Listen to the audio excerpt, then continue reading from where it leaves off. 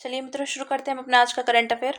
देखते हैं हमारी जितनी भी महत्वपूर्ण खबरें हैं सब पे विस्तार से चर्चा और विश्लेषण करते हैं।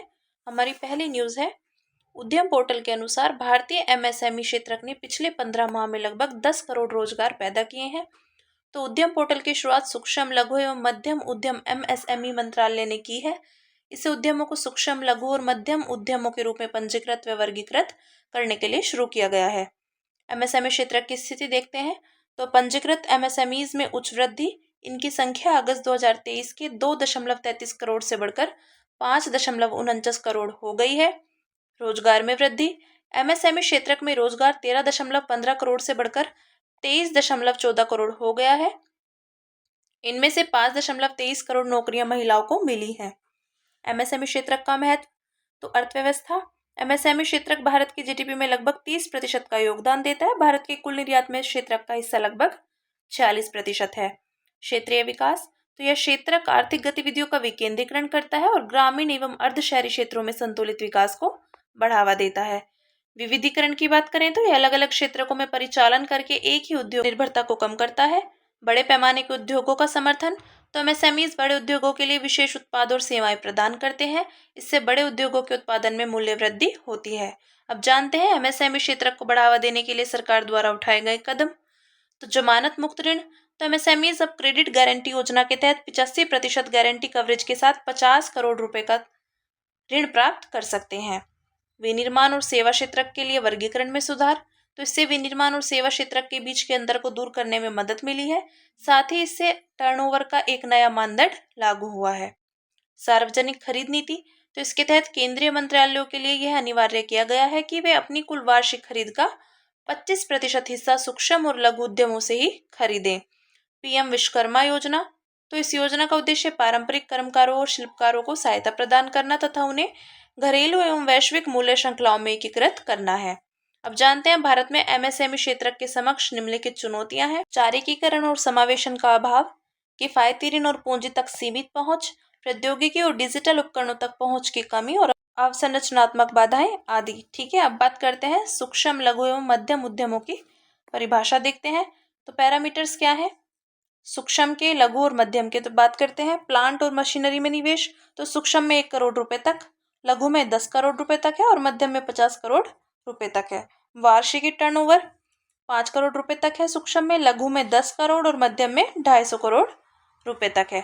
ठीक है, अब बात करते हैं अगली न्यूज की, जो है केंद्र सरकार ने दूरसंचार नियम 2024 अधिसूचित किए।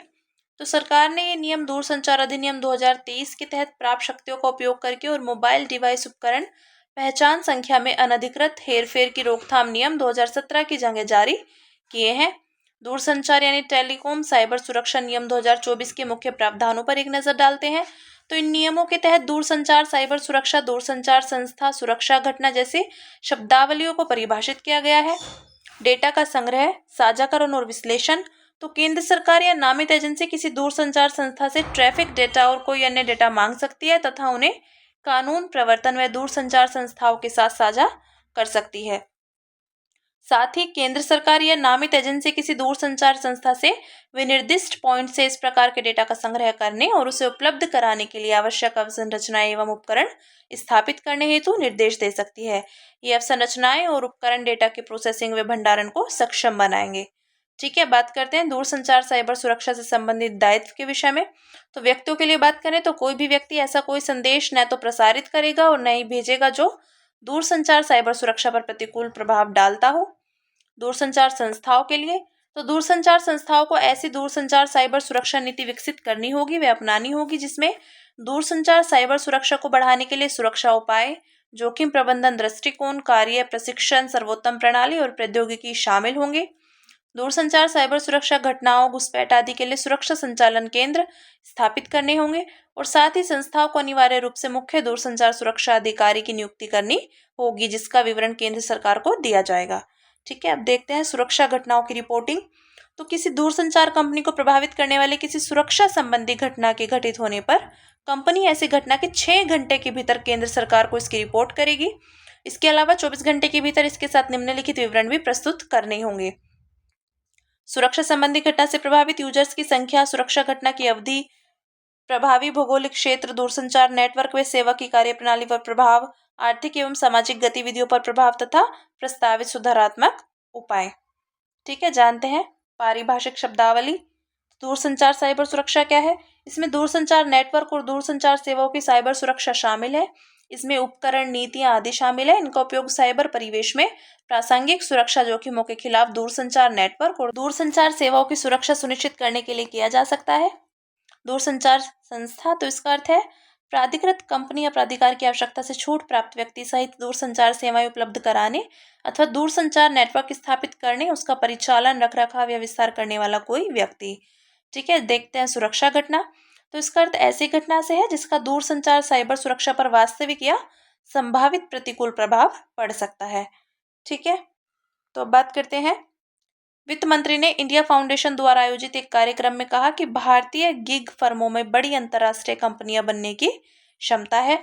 तो वित्त मंत्री ने देश में विकसित हो रहे स्टार्टअप्स और गिग इकोनॉमी के संदर्भ में भारत की नवाचार क्षमताओं को रेखांकित किया। उन्होंने कहा कि इन उपक्रमों का उपयोग ब्रांड इंडिया स्थापित करने के लिए किया जा सकता है। देखते हैं गिग अर्थव्यवस्था क्या है। तो इसकी विशेषता है कार्य आधारित छोटे छोटे हिस्सों में किया गया कार्य। इसकी विशेषताएं: अस्थायी अल्पकालिक अनुबंध, कामगारों को उनकी सुविधा के अनुसार काम करने की स्वतंत्रता, डिजिटल श्रम प्लेटफॉर्म्स के माध्यम से मध्यस्थता आदि। भारत में स्थिति। तो नीति आयोग की एक रिपोर्ट के अनुसार 2020-21 में भारत में लगभग 77 लाख कामगार गिग इकोनॉमी में लगे हुए थे। ऐसी उम्मीद है कि यह संख्या 2029-30 तक बढ़कर 2.35 करोड़ हो जाएगी।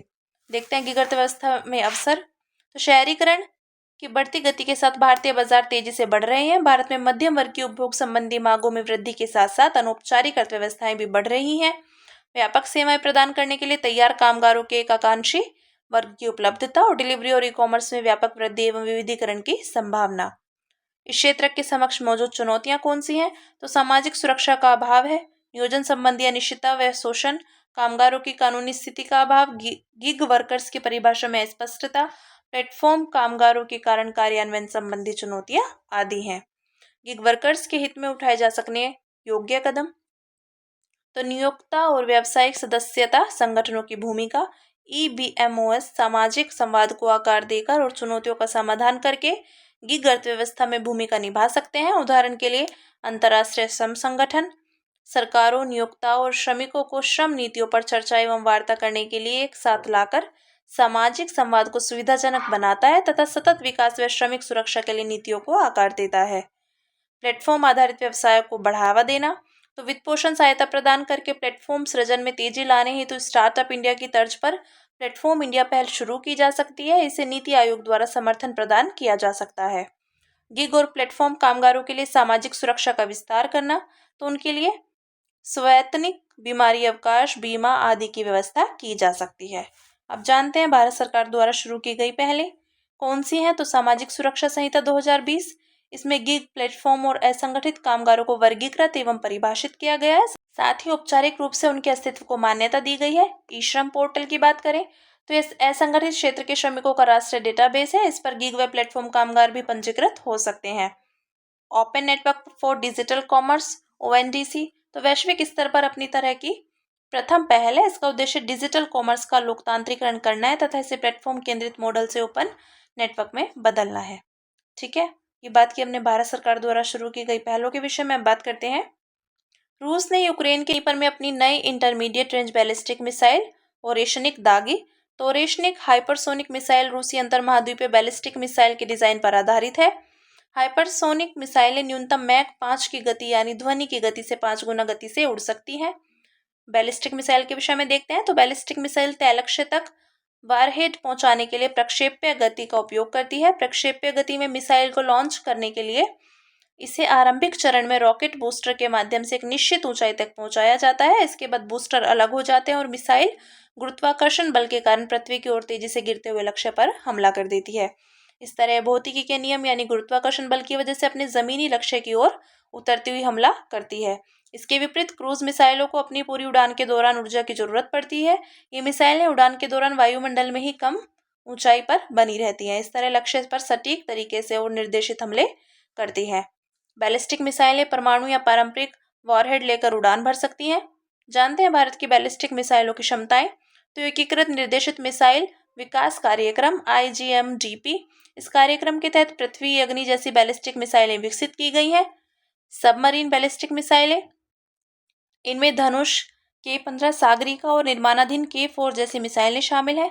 बैलिस्टिक मिसाइल रक्षा प्रणाली, इनमें Prithvi air defence missile, advanced air defence missile और लंबी दूरी की इंटरसेप्टर मिसाइल प्रणाली शामिल है। मिसाइल विकास को विनियमित करने वाली संधियां, तो मिसाइल प्रौद्योगिकी नियंत्रण व्यवस्था, इसका गठन 1987 में हुआ था। राष्ट्रों की एक अनौपचारिक राजनीतिक व्यवस्था है। इसके सदस्य वैसे देश हैं जो मिसाइलों और मिसाइल प्रौद्योगिकी के प्रसार को सीमित करना चाहते हैं। बैलिस्टिक मिसाइल प्रसार के विरुद्ध हेग आचार संहिता, यह 2002 में अपनाई गई थी। यह संहिता सामूहिक विनाश के हथियार दागने वाली बैलिस्टिक मिसाइलों के प्रसार को रोकती है। अब जानते हैं बैलिस्टिक मिसाइल और उनकी रेंज। तो टैक्टिकल बैलिस्टिक मिसाइल, तो इसकी रेंज है 300 किलोमीटर से कम। शॉर्ट रेंज बैलिस्टिक मिसाइल, इसकी है 300 से 1000 किलोमीटर तक। मीडियम रेंज बैलिस्टिक मिसाइल, ये 1000 से 3500 kilometre. Intermediate range ballistic missile, ये 3500 से 5500 किलोमीटर। और ये इंटरकॉन्टिनेंटल बैलिस्टिक मिसाइल, ये है 5500 किलोमीटर से अधिक। ठीक है, ये बात की हमने बैलिस्टिक मिसाइल और उनकी रेंज के विषय में। बात करते हैं trading with intelligence, how AI shapes and is shaped by international trade शीर्षक से रिपोर्ट जारी की गई। तो यह रिपोर्ट विश्व व्यापार संगठन ने जारी की। यह रिपोर्ट आर्टिफिशियल इंटेलिजेंस संबंधी व्यापार को सुविधाजनक बनाने में WTO की महत्वपूर्ण भूमिका का विश्लेषण करती है। इसके अलावा यह रिपोर्ट AI के कारण उभरने वाले प्रमुख व्यापार संबंधी नीतिगत सरोकारों तथा वैश्विक व्यापार के साथ इसके अभिसरण की जांच करती है। व्यापार पर AI के प्रभाव, तो विखंडित विनियम, अलग अलग देशों में AI विनियमन के तरीकों में अंतर MSMEs के लिए व्यापार के अवसरों पर नकारात्मक प्रभाव डाल सकते हैं। उद्योग का संकेंद्रण, तो बड़ी अर्थव्यवस्था और कंपनियों में AI प्रौद्योगिकी के विकास व नियंत्रण का संकेंद्रण महत्वपूर्ण व्यापार विभाजन पैदा करता है। डेटा गवर्नेंस संबंधी चुनौतियां, तो सीमा पार डेटा प्रवाह पर प्रतिबंध से कंपनियों की लागत बढ़ सकती है और व्यापार पर नकारात्मक प्रभाव पड़ सकता है। अब जानते हैं व्यापार में AI से अवसर। तो सीमा शुल्क समाशोधन प्रक्रियाओं, सीमा नियंत्रण और जोखिमों के पूर्वानुमान को स्वचालित एवं सुव्यवस्थित करके व्यापार लागत में कमी लाई जा सकती है। तो सार्वभौमिक AI अपनाने और उच्च उत्पादकता वृद्धि से 2040 तक वैश्विक वास्तविक व्यापार समृद्धि में 14% की वृद्धि की जा सकती है। AI सेवाओं में व्यापार के पैटर्न में बदलाव ला सकता है। ऐसी सेवाओं में विशेष रूप से डिजिटल रूप से वितरित सेवाएं और मैनुअल प्रक्रियाओं पर निर्भर सेवाएं शामिल हैं। AI पर व्यापार का प्रभाव, तो बढ़ती लागत, सूचना प्रौद्योगिकी उपकरणों पर प्रशुल्क, आवश्यक AI हार्डवेयर तक पहुंच और लागत को प्रभावित करते हैं। सीमा पार प्रतिबंध, विशेषज्ञों और डेटा दोनों की आवाजाही पर प्रतिबंध AI नवाचार एवं विकास पर नकारात्मक प्रभाव डाल सकता है। संधि प्रावधान, क्षेत्रीय व्यापार समझौतों में शामिल व्यक्तिगत जानकारी और गोपनीयता से संबंधित प्रावधानों का AI डेटा में उपयोग पर प्रभाव पड़ता है। ठीक है, अब जानते हैं AI और व्यापार के विसरण के लिए WTO की भूमिका। तो WTO समझौतों में पारदर्शिता संबंधी प्रावधानों और रचनात्मक संवाद के माध्यम से वैश्विक अभिसरण को बढ़ावा देने का प्रयास किया गया है। AI विकास को बढ़ावा देना, तो general agreement on trade in service के विकास और उसे आगे बढ़ाने की सुविधा प्रदान करता है। WTO ने गैर भेदभाव सिद्धांत और व्यापार संबंधित निवेश उपायों पर समझौते के माध्यम से अंतर्राष्ट्रीय नकारात्मक प्रभाव को कम किया है। इसके अलावा WTO विकासशील अर्थव्यवस्थाओं के लिए विशेष और विभेदक उपचार तथा तकनीकी सहायता के जरिए समावेशन को बढ़ावा दे रहा है। बात करते हैं, विश्व बैंक ने jobs at your doorstep report जारी की। तो यह अध्ययन strengthening teaching learning and results for states कार्यक्रम के तहत किया गया है। यह कौशल में कमी पर विश्लेषण है। रिपोर्ट वास्तव में जिलों में स्थित स्कूलों में चलाए जा रहे कौशल पाठ्यक्रम और उस जिले में स्थित उद्योगों की कौशल संबंधी मांग की आवश्यकता का विश्लेषण करती है। जानते हैं स्टार्स कार्यक्रम के विषय में। तो ये विश्व बैंक द्वारा समर्थित केंद्र प्रायोजित योजना है। इस योजना को 2020 में मंजूरी दी गई थी। इसके अगले 5 वर्षों में यानी वित्त वर्ष 2024-25 तक क्रियान्वित किया जाना है। यह योजना 6 राज्यों, जिसमें हिमाचल प्रदेश, महाराष्ट्र, ओडिशा, राजस्थान, मध्य प्रदेश और केरल में क्रियान्वित की जा रही है। इसका उद्देश्य स्कूली शिक्षा की गुणवत्ता और गवर्नेंस में सुधार करना है। इसमें प्रारंभिक शिक्षा लर्निंग का आकलन, शिक्षक के प्रदर्शन, स्कूल से रोजगार प्राप्ति की ओर कदम और केंद्रीकृत प्रबंधन पर ध्यान केंद्रित किया गया है। यह योजना समग्र शिक्षा योजना के अनुरूप है। साथ ही यह राष्ट्रीय शिक्षा नीति 2020 के प्रमुख सिद्धांतों को भी लागू करती है। अब जानते हैं रिपोर्ट के मुख्य बिंदु पर एक नजर डालते हैं। तो स्कूल में कौशल विकास वास्तव में सेवा क्षेत्र में रोजगार और कृषि आय में वृद्धि के लिए बड़े अवसर प्रदान करता है। स्कूलों को 14 क्षेत्रकों और इससे संबंधित ट्रेड्स पर कोर्स चलाने पर ध्यान देना चाहिए, क्योंकि इनमें रोजगार की अधिक मांग है। इन क्षेत्रकों में इलेक्ट्रॉनिक्स व हार्डवेयर, ब्यूटी एवं वेलनेस, स्वास्थ्य देखभाल, सेवा, फैशन आदि शामिल है। भारत में कौशल विकास में अंतर की मुख्य वजह निम्नलिखित है। तो कौन कौन सी है? रोजगार योग्य कौशल की कमी है, जैसे कि डिजिटल साक्षरता की कमी, समस्या समाधान क्षमता की कमी आदि, उद्योग जगत की मांग के अनुसार व्यावसायिक प्रशिक्षण कोर्स का न होना आदि। जानते हैं रोजगार योग्य क्षमता में सुधार के लिए सुझाए गए उपाय। तो अधिक से अधिक विद्यालयों में कौशल शिक्षा शुरू की जानी चाहिए तथा कौशल केंद्रों की स्थापना करनी चाहिए। साथ ही स्थानीय अर्थव्यवस्था की आवश्यकता तथा मौजूदा कौशल क्षमता के आधार पर स्कूलों में कौशल कोर्स शुरू करने चाहिए। लर्निंग के लिए संरचना में सुधार करना चाहिए और सुविधा केंद्रों को अपग्रेड करना चाहिए। साथ ही रोजगार अनुभव हेतु प्रायोगिक लर्निंग को भी बढ़ावा देना चाहिए। कौशल दक्षता के परीक्षण के लिए मूल्यांकन प्रक्रिया को मजबूत करना चाहिए तथा उद्योगों के साथ साझेदारी बढ़ानी चाहिए। ठीक है, बात की हमने रोजगार योग्य क्षमता में सुधार के लिए सुझाए गए उपायों के विषय में। अब बात करते हैं अन्य सुर्खियों की, जिसमें पहला टॉपिक है राज्य में संसदीय सचिव। तो हाल ही में सुप्रीम कोर्ट ने हिमाचल प्रदेश हाई कोर्ट के उस निर्देश पर रोक लगा दी जिसमें राज्य में मुख्य संसदीय सचिव और संसदीय सचिवों की नियुक्ति के अधिकार को असंवैधानिक घोषित किया गया था। राज्य में संसदीय सचिवों के विषय में देखते हैं। तो उन्हें संसदीय कार्यों में मंत्रियों की सहायता के लिए नियुक्त किया जाता है। वे प्राय राज्य मंत्री का दर्जा रखते हैं, उनके समान अधिकार होते हैं तथा उन्हें सरकारी विभाग सौंपा जाता है। उल्लेखनीय है कि अलग अलग हाई कोर्ट्स ने संसदीय सचिवों की नियुक्ति को असंवैधानिक माना है। नियुक्ति में समस्याएं। तो संसदीय सचिवों की नियुक्ति भारतीय संविधान के 91वें संशोधन के खिलाफ है। ज्ञातव्य है कि इस संशोधन के माध्यम से संविधान में अनुच्छेद 164(1)(a) जोड़ा गया था। अनुच्छेद 164(a) मुख्यमंत्री सहित मंत्रियों की कुल संख्या को राज्य विधानसभा सदस्यों के 15% तक सीमित करता है। बात करते हैं सिस रेगुलेटरी एलिमेंट्स के विषय में। तो शोधकर्ताओं ने नए डीएनए स्विच डिजाइन करने के लिए आर्टिफिशियल इंटेलिजेंस का उपयोग किया है। ये स्विच अलग अलग प्रकार की कोशिकाओं में जीन अभिव्यक्ति को सटीक रूप से नियंत्रित कर सकते हैं। इन स्विच को सिस रेगुलेटरी एलिमेंट्स भी कहा जाता है। इस कदम ने मानव स्वास्थ्य और अनुसंधान के लिए मानव शरीर में जीन कब और कहाँ अभिव्यक्त होंगे इससे नियंत्रित करने की संभावना उत्पन्न होगी। जानते हैं इसके विषय में। तो CRES स्वयं जीन का हिस्सा नहीं है, बल्कि अलग विनियामक डीएनए अनुक्रम है। हालांकि किसी जीव की प्रत्येक कोशिका में समान जीन होते हैं, लेकिन प्रत्येक कोशिका में या हर समय सभी जीनों की आवश्यकता नहीं होती है। यही जीन अभिव्यक्ति CRES द्वारा नियंत्रित होती है। CRES सेलुलर पहचान, विकासात्मक प्रक्रियाओं और उत्तेजना संबंधी प्रतिक्रियाओं में महत्वपूर्ण भूमिका निभाते हैं। ये बात की हमने CIS रेगुलेटरी एलिमेंट्स के विषय में। अब देखते हैं सी विजिल 24। तो हाल ही में एक प्रमुख अखिल भारतीय तटीय रक्षा अभ्यास सी विजिल 24 का चौथा संस्करण संपन्न हुआ। इसके विषय में देखते हैं। तो इसका संचालन भारतीय नौसेना द्वारा होता है और इसका उद्देश्य समुद्री सुरक्षा, वायु रक्षा, नौसैनिक सहयोग और सामुदायिक सहभागिता। कवरेज भारत की 11,098 किलोमीटर लंबी समुद्री तटरेखा और 2.4 मिलियन वर्ग किलोमीटर विशेष आर्थिक क्षेत्र। फोकस क्षेत्र की बात करें तो oil rigs, cable landing station और तट के किनारे गैर महापत्तनों व परमाणु प्रतिष्ठानों जैसी महत्वपूर्ण समुद्री संपत्तियों की सुरक्षा बढ़ाना, अंतर एजेंसी समन्वय को मजबूत करना आदि। संपीड़ित बायोगैस। तो मध्य प्रदेश के ग्वालियर में अत्याधुनिक संपीड़ित बायोगैस संयंत्र के साथ भारत की पहली आधुनिक व आत्मनिर्भर गौशाला का शुभारंभ किया गया। यहाँ मवेशियों के गोबर और कूड़े से बायोगैस तैयार की जाएगी। संपीड़ित बायोगैस के विषय में देखते हैं। तो इसकी संरचना, इसमें 90% से अधिक मीथेन CH4 होती है। स्रोत अवायवीय अपघटन के माध्यम से कार्बनिक अपशिष्ट पदार्थों से प्राप्त हरित ईंधन। इसका कैलोरी मान और अन्य गुण संपीड़ित प्राकृतिक गैस CNG के समान होते हैं, इसलिए इसका उपयोग हरित नवीकरणीय और ऑटोमोटिव ईंधन के रूप में किया जा सकता है। अनुमानित क्षमता भारत में 62 मिलियन मीट्रिक टन। नीतिगत समर्थन। तो CBG पर SATAT वहनीय परिवहन के लिए संधारणीय विकल्प योजना, galvanising organic bio agro resources धन यानी गोबरधन योजना आदि। बात करते हैं कोकिंग कोल के विषय में।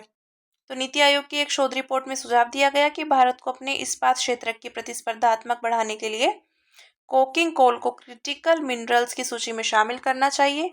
भारत एक निवल इस्पात निर्यातक है, लेकिन यह विश्व में धातुकर्म कोयले का दूसरा सबसे बड़ा आयातक भी है। कोकिंग कोल के बारे में देखते हैं। तो कोकिंग कोल उच्च श्रेणी का बिटुमिन्स कोयला है। इसकी गुणवत्ता धातुकर्म कोयला उत्पादन के लिए उपयुक्त होती है। ऑक्सीजन की अनुपस्थिति में कोकिंग कोल को उच्च तापमान पर गर्म करने से कोक उत्पन्न होता है। लोहा एवं इस्पात उद्योग में ब्लास्ट भट्टियों में कोक का उपयोग ऊर्जा स्रोत और रासायनिक एजेंट के रूप में किया जाता है। ठीक है, अब बात करते हैं पुनर्योजी कृषि यानी रीजनरेटिव एग्रीकल्चर के विषय में। तो ओडिशा सरकार और ICRISAT ने पुनर्योजी कृषि प्रथा को बढ़ाने के लिए पुनर्योजी कृषि का एक सार संग्रह लॉन्च किया। इसके विषय में देखते हैं। तो पुनर्योजी कृषि खेती का एक तरीका है जो मृदा के स्वास्थ्य पर केंद्रित है। इसके प्रमुख सिद्धांतों में निम्नलिखित शामिल है। तो मृदा जुताई को कम करना, मृदा में CO2 को बनाए रखना और इसके जल अवशोषण में सुधार करना। फसल विविधता को अधिकतम करने से जैव विविधता में सुधार होगा। मृदा के आवरण को बनाए रखना, साल भर जीवित जड़ों को बनाए रखना और पशुधन को समेकित करना। महत्व है, फसल की पैदावार में सुधार होता है, मृदा की जल प्रतिधारण क्षमता बढ़ती है, मृदा के कटाव और ग्रीन हाउस गैस उत्सर्जन में कमी होती है आदि। ठीक है, देखते हैं किंग कोबरा के विषय में। तो कर्नाटक किंग कोबरा को आधिकारिक तौर पर ओफियोफेगस कालिंगा नाम दिया जाएगा। इसे स्थानीय तौर पर कालिंगा सर्प के नाम से जाना जाता है। इसके विषय में देखते हैं। तो ये भारत, चीन और दक्षिण पूर्व एशिया के घने जंगल और मैदानों में पाया जाता है। इसकी विशेषताएं हैं, सबसे लंबा विषैला सांप है जिसकी लंबाई 18 फीट तक होती है। इसका जीवन काल जंगल में लगभग 20 वर्ष है। आहार है ठंडे रक्त वाले जानवर, विशेष रूप से अन्य सांप। खतरे की मुद्रा, वे अपने शरीर को जमीन से लगभग 3 से 4 फीट यानी 1 से 1.2 मीटर ऊपर उठाते हैं। इस स्थिति में वे अपने शिकार का काफी दूर तक पीछा करने में सक्षम होते हैं। ये बात की हमने किंग कोबरा के विषय में। बात करते हैं मीरकैट टेलीस्कोप के विषय में। तो खगोलविदों ने कॉस्मोलॉजिकल इवोल्यूशन सर्वे के क्षेत्र में विशाल रेडियो आकाशगंगाओं की जांच के लिए मीरकैट रेडियो टेलीस्कोप का उपयोग किया है। इसके विषय में देखते हैं। तो दक्षिण अफ्रीका के उत्तरी केप प्रांत में पाया जाता है। विशेषताएं, इसमें रेडियो टेलीस्कोप की एक जुड़ी हुई श्रृंखला शामिल है। इसमें 64 अंतर संबद्ध रिसेप्टर्स होते हैं जिनमें मुख्य रिफ्लेक्टर, सब रिफ्लेक्टर, रिसीवर और अन्य इलेक्ट्रॉनिक शामिल है। लाभ है अत्यधिक उच्च संवेदनशीलता, देखने का विस्तृत क्षेत्र और अभूतपूर्व इमेजिंग क्षमताएं। और यह स्क्वायर किलोमीटर एरे टेलीस्कोप के मध्य आवृत्ति घटक का एक अग्रगामी उपकरण है। ठीक है, तो ये बात की हमने मीरकैट टेलीस्कोप के विषय में। अब जानते हैं जो मेरा स्थल है हमारा गुयाना, राजधानी है इसकी जॉर्ज टाउन। तो हाल ही में भारतीय प्रधानमंत्री ने गुयाना की यात्रा की और द्विपक्षीय संबंधों को मजबूत करने के लिए विविध समझौतों पर हस्ताक्षर किए। यह कैरिकोम और राष्ट्रमंडल का सदस्य है। इसके विषय में देखते हैं। भौगोलिक अवस्थिति की बात करें तो यह गुयाना दक्षिण अमेरिका के उत्तर पूर्वी तट पर अवस्थित है।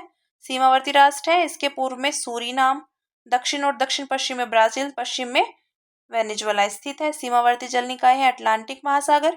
अगर भौगोलिक विशेषताएं देखें तो प्रमुख पर्वत श्रृंखलाएं तो अकाराई पर्वत श्रेणी, पकारेमा पर्वत श्रेणी, कुनुकु पर्वत श्रेणी आदि। सबसे ऊंचा स्थान माउंट रोराइमा। प्रमुख नदियां हैं कोरेंटाइन, बर्बीज, डेमेरारा और एसेक्विबो आदि। ठीक है, ये बात की हमने। सुर्खियों में रहा स्थल है हमारा गुयाना के विषय में। तो हमारी आज की जितनी भी महत्वपूर्ण खबरें थी हमने सब पे विस्तार से चर्चा और विश्लेषण किया। अब इसी के साथ मिलते हैं कल अपनी नई खबरों के साथ।